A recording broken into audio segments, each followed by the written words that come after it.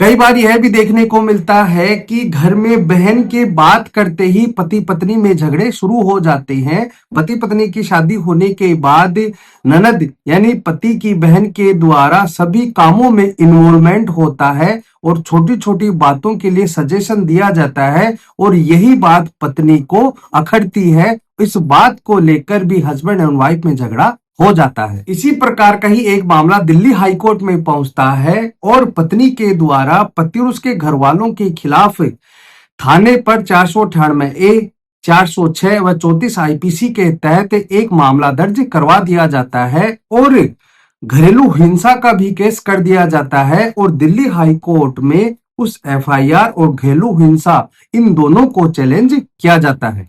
अब मैं आपको यह बता देता हूं कि इस मामले में किस बात को लेकर झगड़ा शुरू हुआ था। पत्नी के द्वारा यह आरोप लगाया जाता है कि घर में पति की अविवाहिता बहन रहती है जो सभी कामों में इन्वॉल्वमेंट रखती है और लेखा जोखा रखती है। सभी बात उस बहन से पूछकर ही की जाती है। और दूसरा आरोप यह लगाया जाता है कि पत्नी यह कहती है कि घर के दूसरे सदस्यों के बच्चों को संभालने के लिए मेरे को कहा जाता है और इन सारी बातों को पत्नी ने क्रुएल्टी बताया और यह भी कहा कि मेरे से दहेज की मांग की गई।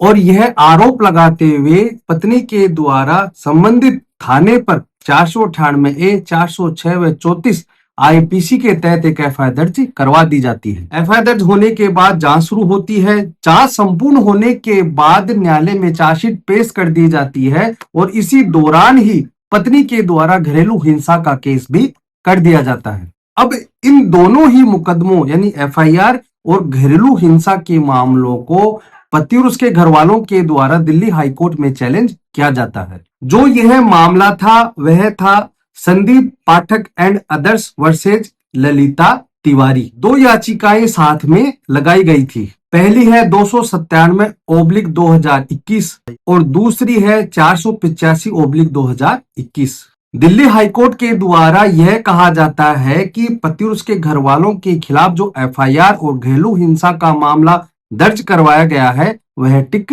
नहीं सकता है। हाईकोर्ट के द्वारा यह कहा जाता है कि पत्नी ने जो आरोप लगाए हैं वह स्पेसिफिक एलिगेशन नहीं है, यानी कि सामान्य यानी जनरल एलिगेशन है और अस्पष्ट आरोप लगाए गए हैं। सुप्रीम कोर्ट के द्वारा भी अपने कई जजमेंट्स में यह बात कही है। साथ में दिल्ली हाईकोर्ट के द्वारा यह भी कहा जाता है कि अपराध को साबित करने के लिए कोई भी ठोस विवरण नहीं है। इसके साथ ही कोर्ट यह कहती है कि आरोप को साबित करने के लिए स्पष्ट आरोप होना जरूरी है, यानी स्पेसिफिक एलिगेशन होना जरूरी है। कोर्ट ने कहा कि पारिवारिक जीवन में आपसी मतभेद हो जाता है, सामंजस्य की कमी हो जाती है तो यह आपराधिक कृत्य नहीं होगा। मैंने वीडियो के शुरू में आपको यह बताया कि पति की अविवाहित बहन जो घर में लेखा जोखा रखती है और आर्थिक मामलों को भी देखती है। इस बात को लेकर कोर्ट ने यह कहा कि घर के सदस्यों का लेखा जोखा रखना यह असामान्य बात नहीं है और इसमें पत्नी को कोई नुकसान होने का स्पष्ट आरोप भी नहीं है। अगर हस्बैंड की बहन है और उसके आर्थिक मामलों को संभाल रही है तो उसमें वाइफ को कोई भी नुकसान नहीं होता है, लेकिन जो एक नेचर होता है वह उसको बर्दाश्त नहीं होता है। पत्नी ने यह आरोप लगाए थे कि दहेज को लेकर ताने मारे गए, तो कोर्ट ने यह कहा कि स्पेसिफिक एलिगेशन नहीं है बल्कि सामान्य आरोप है। पत्नी ने यह भी आरोप लगाया था कि घर के सदस्यों के जो बच्चे थे उनकी देखभाल करना और उनको संभालना भी मेरे को ही पड़ता था। कोर्ट ने इस बात पर भी यह कहा कि बच्चों को संभालने के लिए कहना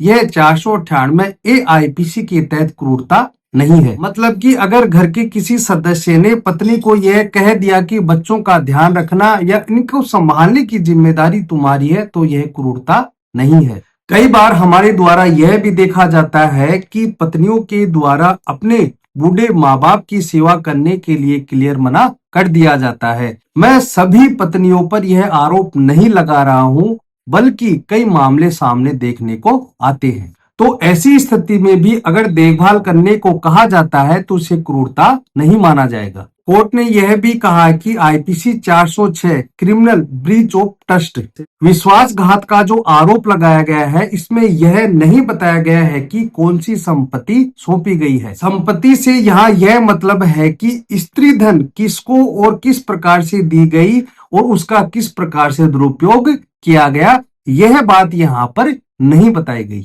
तो इस प्रकार से इन सारी बातों को सुनते हुए ऑनरेबल हाईकोर्ट के द्वारा यह कहा जाता है कि ससुराल वालों के साथ रहने और घर के किसी सदस्य को संभालने के लिए कहना यह क्रूरता नहीं है। ना तो यहाँ पर 498 का केस बनता है और ना ही यहाँ पर किसी घरेलू हिंसा का केस बनता है। और उस एफआईआर और घरेलू हिंसा, इन दोनों ही मामलों को दिल्ली हाईकोर्ट के द्वारा खारिज कर दिया जाता है। ज्यादा से ज्यादा यह वीडियो लोगों को शेयर करें ताकि उन्हें अपने अधिकारों का पता चल सके। ऐसे इंटरेस्टिंग वीडियो के लिए चैनल को सब्सक्राइब जरूर करें। धन्यवाद।